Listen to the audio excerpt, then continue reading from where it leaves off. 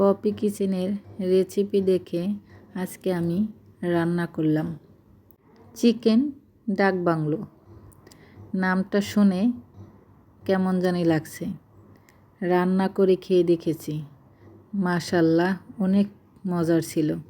আসসালামু আলাইকুম, সবাই কেমন আছেন? আশা করি নিশ্চয়ই ভালো আছেন।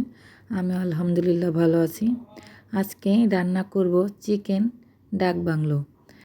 এর জন্য মুরগির মাংসটা আমি সুন্দর করে ধুয়ে পরিষ্কার করে নিয়েছি। দিয়ে দিলাম টক দই, দিয়ে দিচ্ছি পেঁয়াজ বাটা, তারপর দিয়ে দিলাম আদা রসুন বাটা, হলুদের গুঁড়ো, মরিচের গুঁড়ো, কাঁচামরিচ ফালি, জিরা, ভাজা জিরা গুঁড়া, ধনিয়া গুঁড়া, স্বাদ মতন লবণ, সরিষার তেল দিয়ে এখন ভালো করে মাখিয়ে নিব।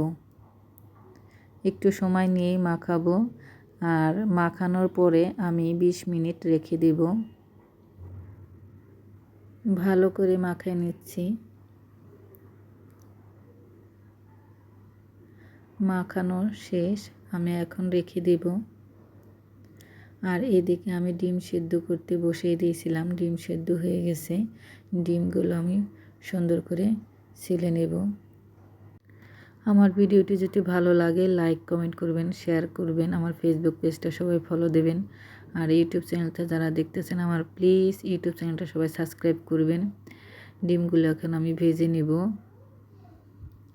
এখন আমি অন্য একটা চুলায় আর একটা কড়াই বসিয়ে দিয়েছি। দিয়ে দিলাম পরিমাণ মতন তেল, তারপর দিয়ে দিলাম গরম মশলা, তেজপাতা, দারচিনি, গোলমরিচ সব মশলাই দিয়ে দিয়েছি। তারপর দিয়ে দিলাম পেঁয়াজ কুচি, কাঁচামরিচ ফালি। পেঁয়াজটা আমি বেরেস্তা বানিয়ে নিয়েছি।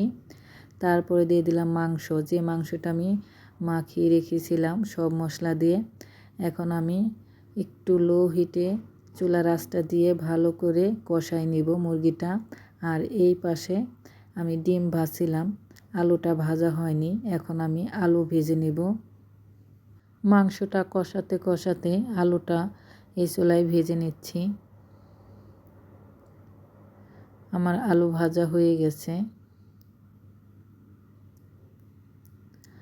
আর এদিকে মাংসটা আমার কষানো হয়ে গেছে। আমি কিন্তু অনেকটা সময় নিয়ে মাংসটা কষাইছি। এতটা ভিডিও করিনি, কারণ ভিডিও অনেক বড় হয়ে যাবে। তো কষানো শেষ, এখন আমি আলু আর ডিমটা দিয়ে দিচ্ছি। ডিম আর আলু দিয়ে আরও কিছুক্ষণ কষিয়ে নেব। আমি কিন্তু অফ ক্যামেরায় অনেকটা সময় নিয়ে কষাইছি। আমি তো কিছু কিছু ভিডিও করেছি, তা না হলে ভিডিওটা আরও অনেক বড় হয়ে যাবে। কালারটা কিন্তু অনেক সুন্দর আসছে। আর ধনিয়া গুঁড়ার সাথে আমার জয়ফল আছে আর মরি আছে। আমরা তো মরি বলি ছোট ছোট, অনেকে জৌনও বলে। তো 3টা মশলা একসাথে ভেজে নিয়ে আমি গুঁড়া করে নিয়েছি। দিয়ে দিলাম পানি, একটু ঝোল হবে। তো বলক এসে গেছে, দেখেন কত সুন্দর কালার। আমার তরকারি প্রায় হয়ে গেছে। এখন আমি দিয়ে দেব জিরা গুঁড়া, ভাজা জিরা গুঁড়া নামানোর আগে। আর এর মাঝে আমি চেক করে দেখেছিলাম লবণটা হয়েছে কিনা। লবণটা তো যার যার স্বাদ মতন। আমার রান্না শেষ, দেখেন মাশাআল্লাহ অনেক সুন্দর কালার হয়েছে। দেখতে যেমন হয়েছে, খেতেও কিন্তু অনেক মজার হয়েছিল। চিকেন ডাক বাংলো নামটা প্রথম শুনেছিলাম, খেয়েছিলামও প্রথম, কিন্তু অনেক মজার ছিল। গরম গরম ভাতের সাথে, পোলাওর সাথে, আর রুটি পরোটার সাথে সব কিছুর সাথে চলবে।